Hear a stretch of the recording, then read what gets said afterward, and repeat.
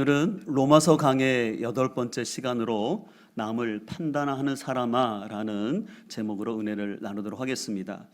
로마서는 구원의 귀한 진리를 전하는데 이 귀한 복음의 은혜를 전하기 위해서 사도 바울은 죄의 문제를 먼저 깊이 다루고 있다고 말씀을 드렸습니다.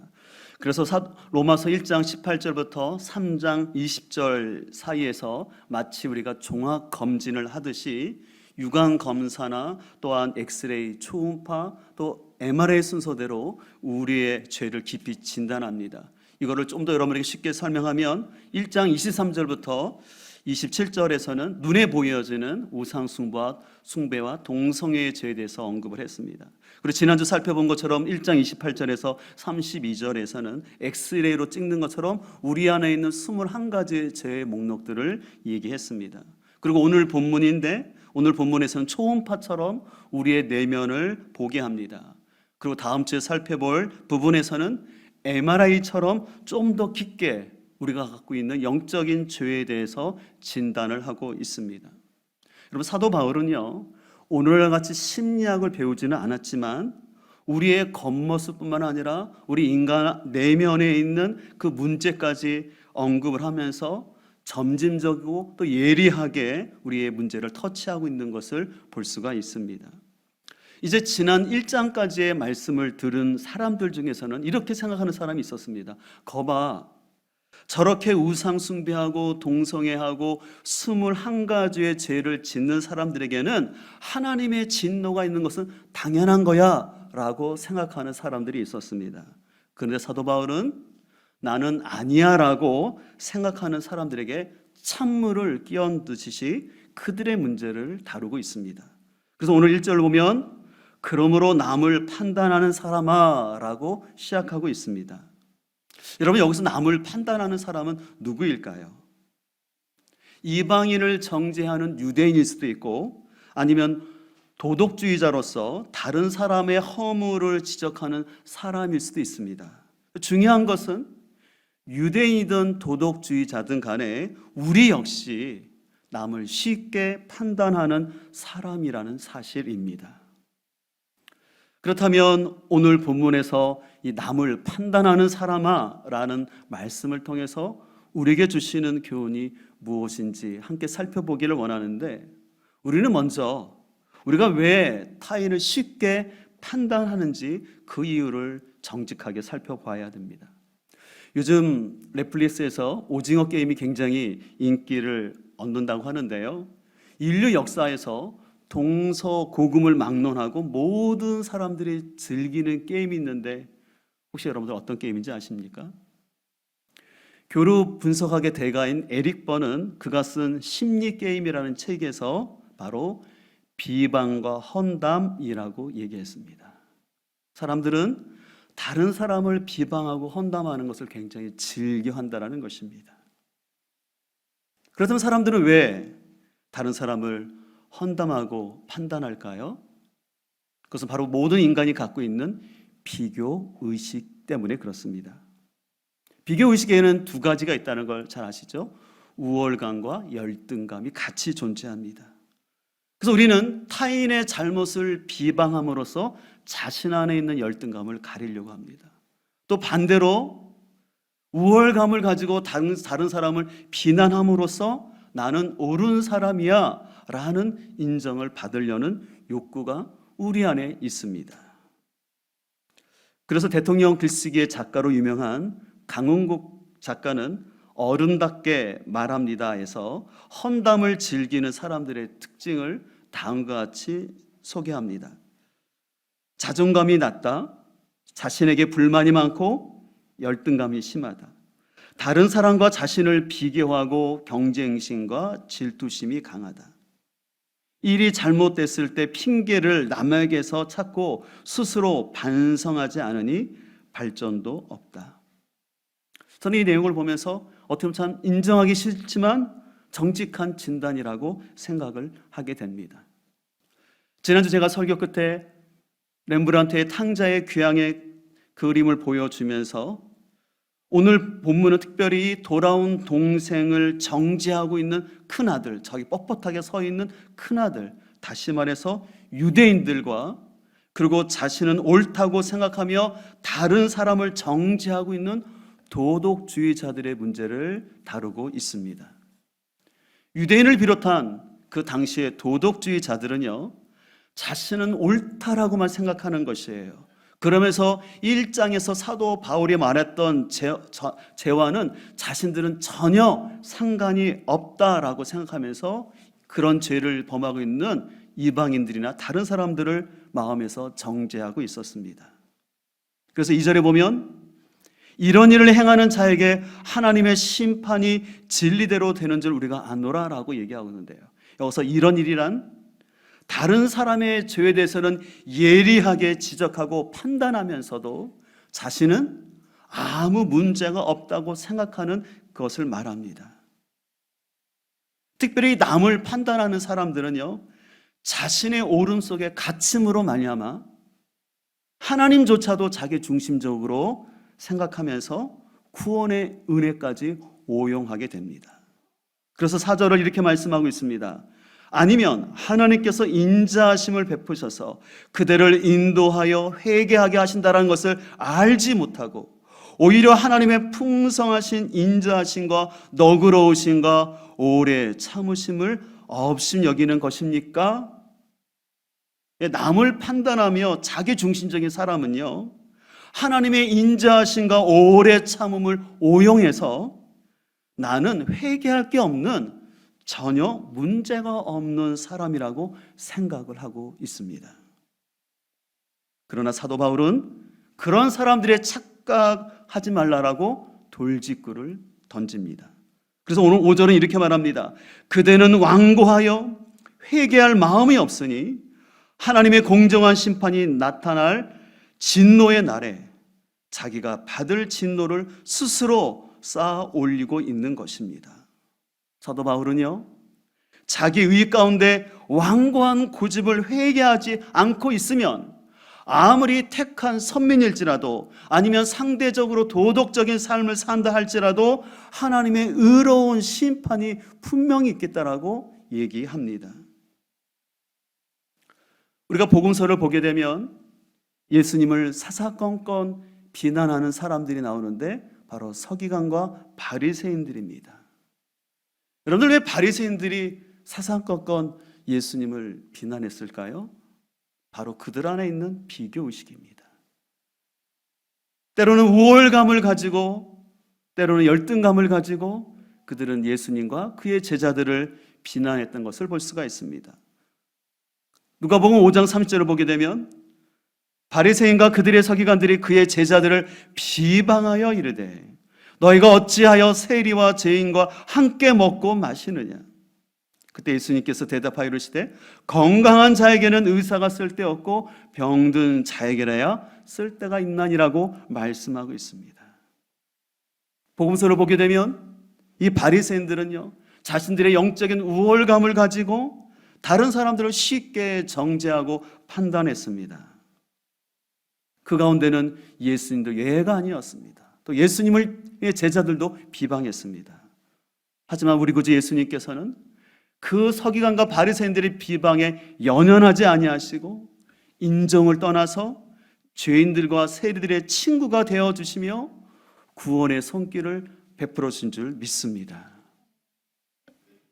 제가 설교를 준비하다가 예전에 읽었던 글이 생각나서 여러분들에게 좀 소개해 드리려고 하는데요. 제목은 백인은 흑인을 유색인종이라 부르는 데입니다. 한번 잘 들어보세요. 흑인은 태어날 때도 까맣고 자라서도 까맣고 햇빛에 타도 까맣고 추워도 까맣고 놀랄 때도 까맣고 아플 때도 까맣고 죽어서도 까맣다.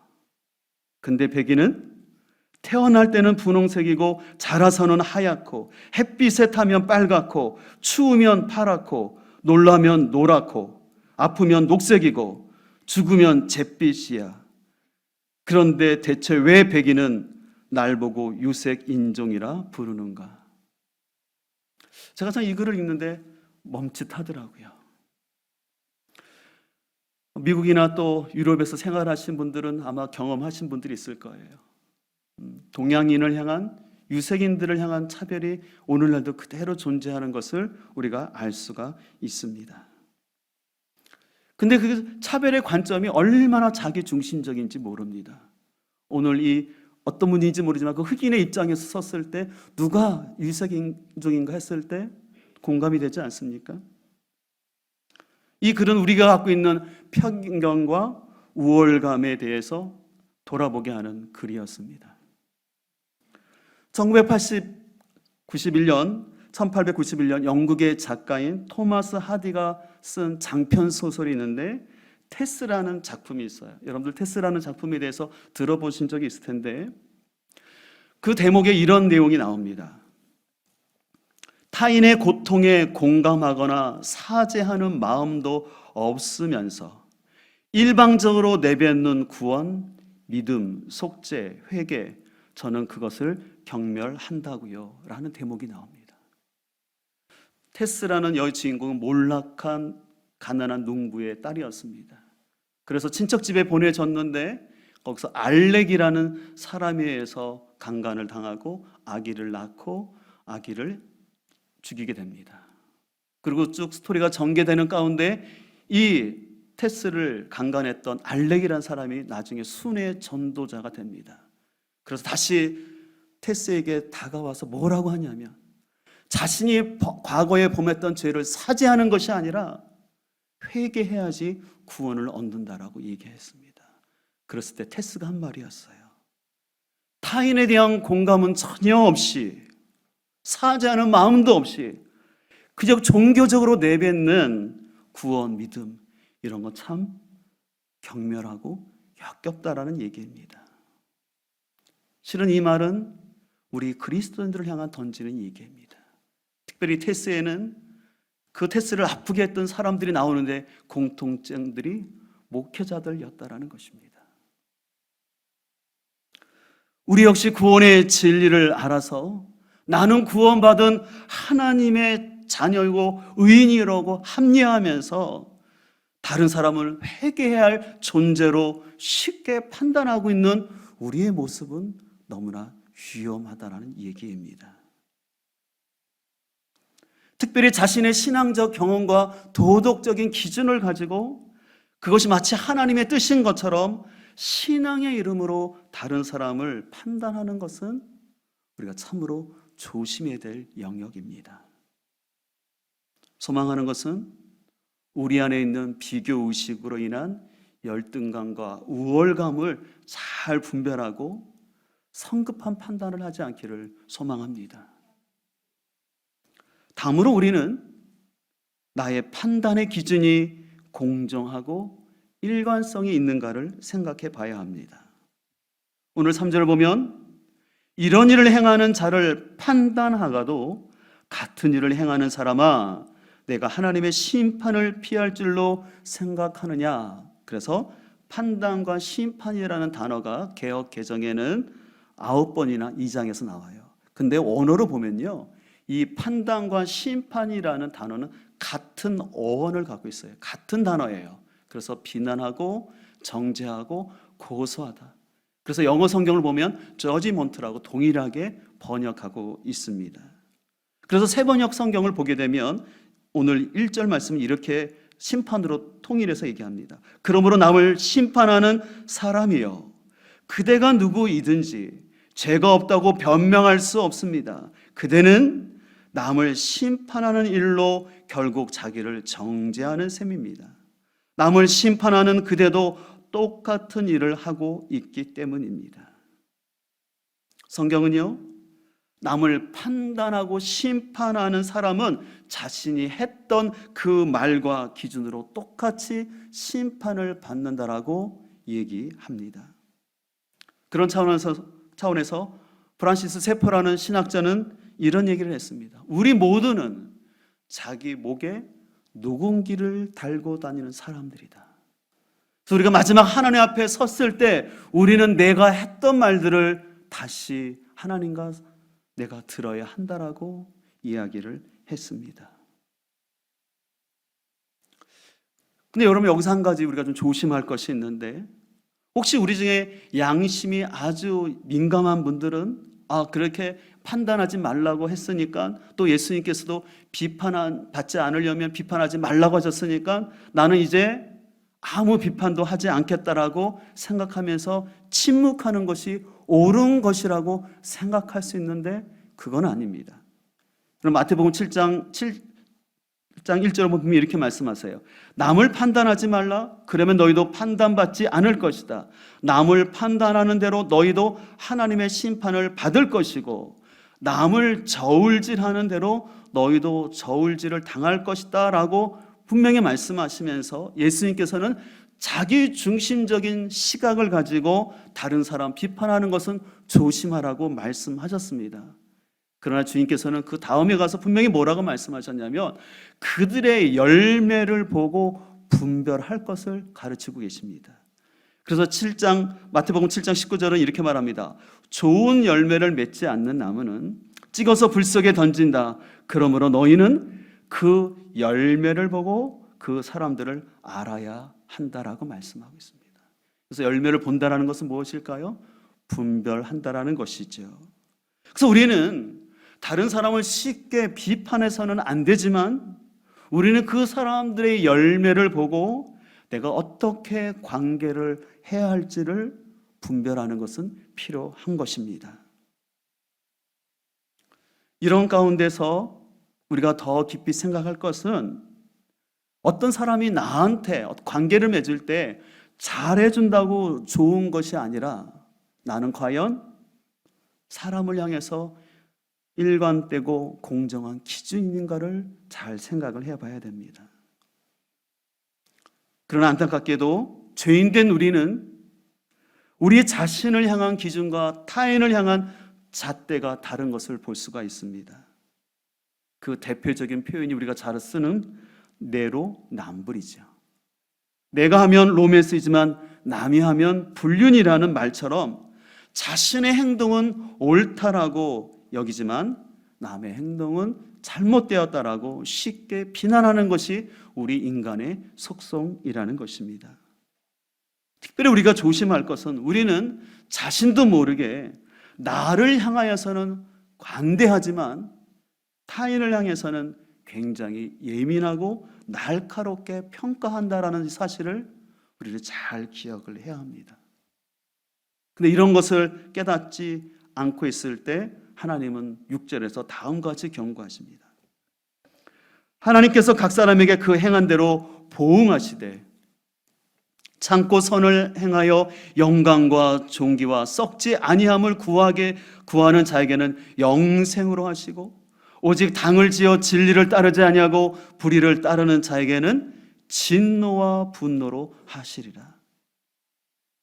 여기 보면 행한 대로 보응하신다라는 말씀하시는데 이것은 결코 행위 구원을 말하는 것은 아닙니다.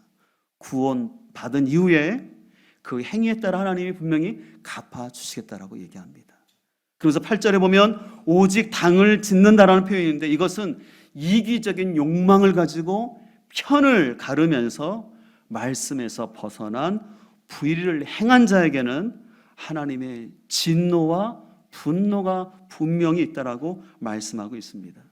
그래서 오늘 본문 9절과 10절에 반복되는 단어가 있어요. 한번 볼까요? 오늘 9절과 10절에 어떤 단어가 반복됩니까? 눈으로 한번 읽어보시죠. 네, 금방 찾으셨죠? 먼저는 유대인에게요, 그리고 헬라인에게라. 이것은 뭐냐면 택한 선민이라서 봐주지 않는다는 거예요. 이방인이라고 더 멸시하지 않는다는 거예요. 누구나 동일하게 하나님께서는 공정하게 심판하신다고 말씀하시는 거예요. 그래서 하나님은 그 사람의 혈통이나 외모를 가지고 평가하지 않는다라고, 공정하게 심판하신다라고 말씀하는 것입니다. 이 같은 차원에서 우리는 다시 한번 내 안에 공정한 기준이 있는가를 잘 생각을 해봐야 합니다. 우리는 우리의 성장 과정을 보면 나의 성숙도를 알 수 있는데요. 여러분, 어린아이가 태어났을 때 자라면서 그의 아이의 기준의 특징은 뭐냐면 나에게 잘해주면 좋은 엄마 아빠예요. 나에게 간식을 잘 주고 놀아주면 좋은 엄마 아빠지만 그렇지 않으면 나쁜 부모라고 생각하게 됩니다. 그래서 이때는 무엇이 바른가가 중요한 것이 아니라 자신한테 잘해주는 게 중요하게 생각하는 때가 있어요. 근데 그때를 벗어나서 좀 더 잘하게 되면은 어떤 기준이 있냐면 우리 안에는 내 편인가가 중요해요. 오징어 게임을 하든지 뭘 게임을 하든지 내 편이면 용서가 되고 다른 편이면 용납이 안 되는 것입니다. 그런 의미에서 우리 사회는 여러분 아는 것처럼 특별히 지연과 학연에 많이 매여 있는 사회적 문화가 있다는 것을 우리는 잘 아실 것입니다. 그래서 팔은 안으로 굽는다는 말처럼 특별히 우리 사회 언론은 진영의 논리에 따라 내 편이면 아무리 큰 죄라도 덮어주지만 상대편의 허물에 대해서는 작은 흠집이라도 크게 부풀리는 게 우리 사회의 현실입니다. 그래서 공정한 언론이라고 참 말하기가 좀 어려운 시대가 된 것 같아요. 예전에는 그래도 기계적 평등을 이루려고 노력을 했던 것 같은데 요즘은 아예 대놓고 정파적 입장에 따라서 기사를 또 그 사설의 내용들이 너무나 확연하게 달라지는 것을 볼 수가 있어요. 그래서 우리는 내 편이냐 아니냐 그걸 가지고 따진다는 거예요. 근데 이 단계를 벗어난 사람은 뭐냐면 옳고 그름을 가지고 판단하는 것입니다. 그래서 어떤 상황과 사람을 대할 때 옳으냐 그르냐를 가지고 얘기하는 것입니다. 바로 이 단계는 앞에 있는 단계보다 훨씬 성숙한 단계예요. 하지만 이 역시도 가만히 보게 되면은 흔히 우리 사회에서 말하는 것처럼 선택적 정의, 선택적 분노라는 말처럼 여전히 우리 편이면 옳지만 다른 편은 틀리다라고 생각하는 것이 우리 안에 있다라는 것이에요.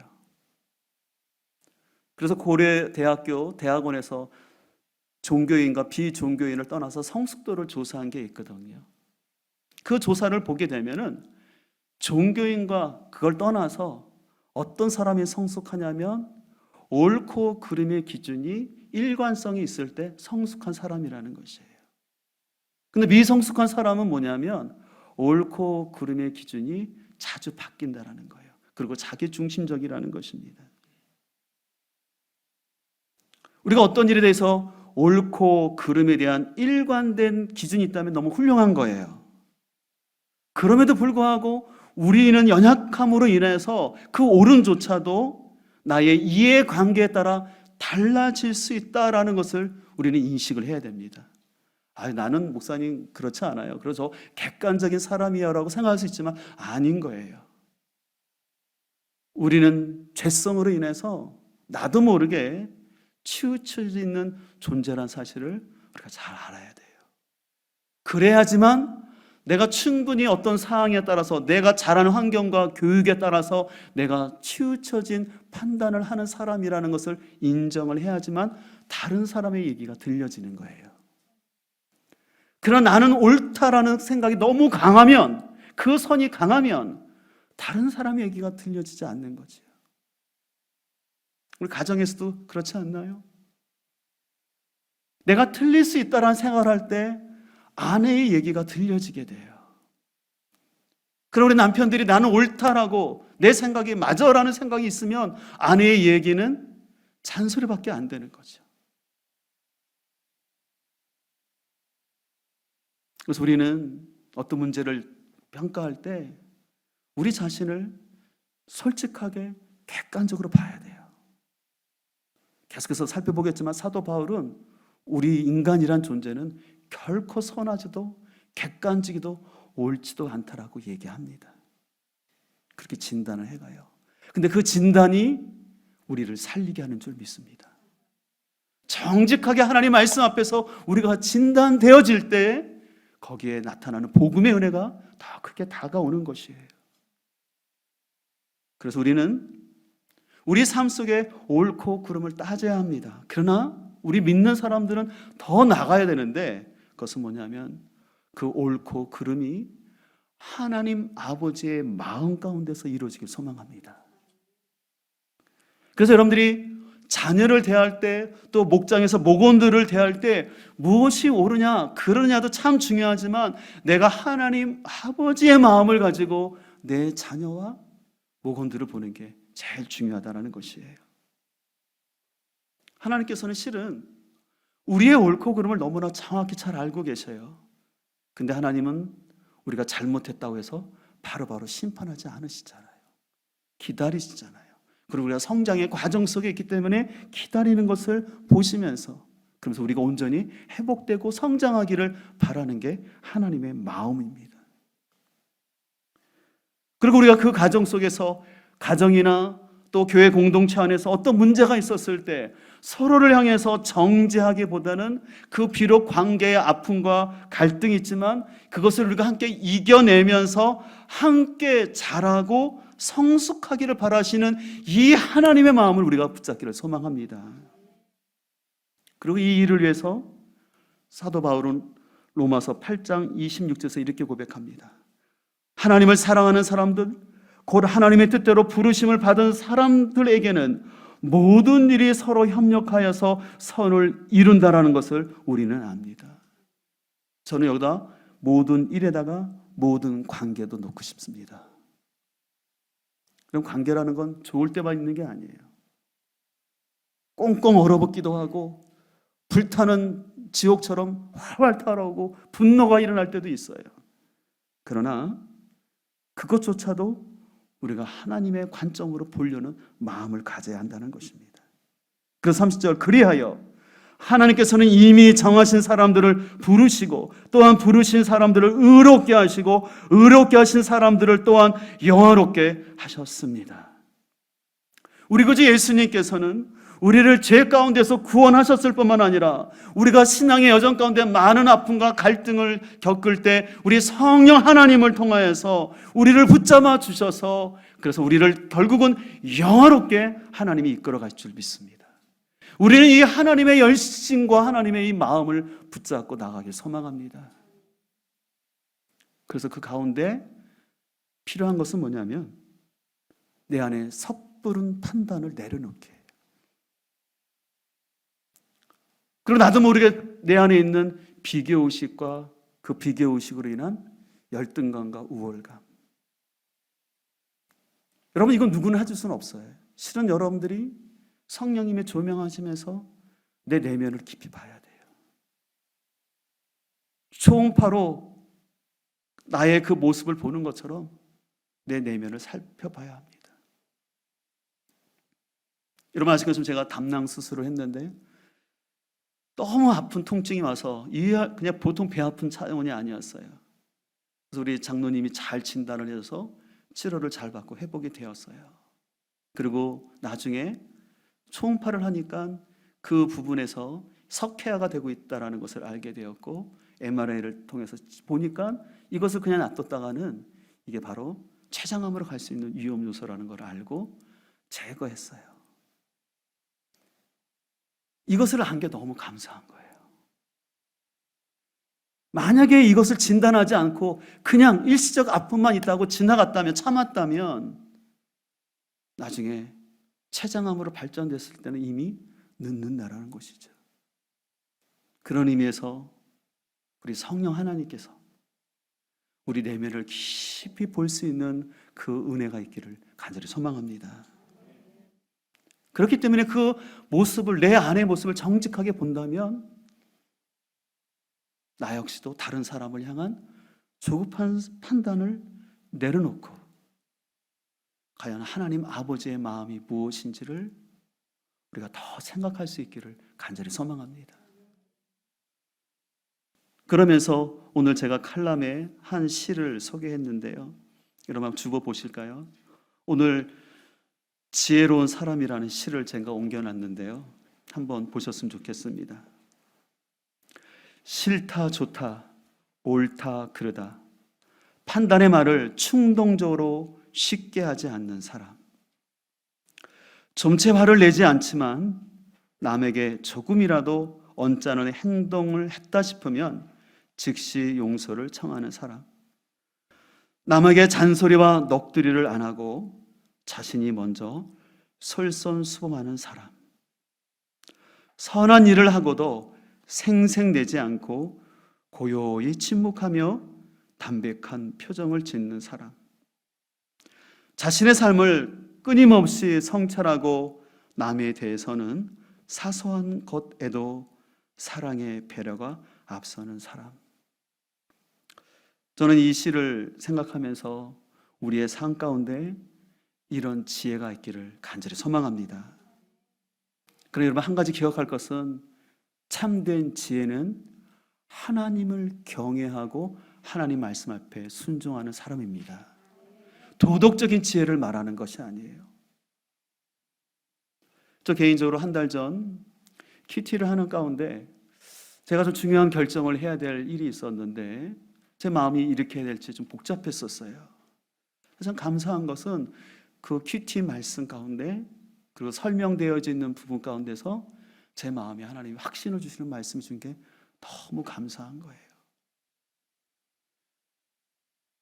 제가 신앙생활을 하면서 늘 고백할 수밖에 없는 것은 결국은 말씀밖에 없다라는 결론이 또 돌아가는 거예요.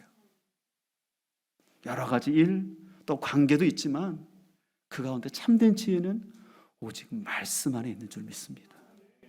그래서 우리가 하나님을 경외함을 가지고 아버지의 마음이 무엇인지를 알고자 기울이고 나갈 때 분명히 우리 하나님은 우리에게 말씀하여 주신 줄 믿습니다. 그 지혜로움을 가지고 하나님께서 허락하신 이 우리의 삶을 더욱더 아름답게 만들어갈 수 있는 우리 모두가 되기를 주님의 이름으로 축복합니다.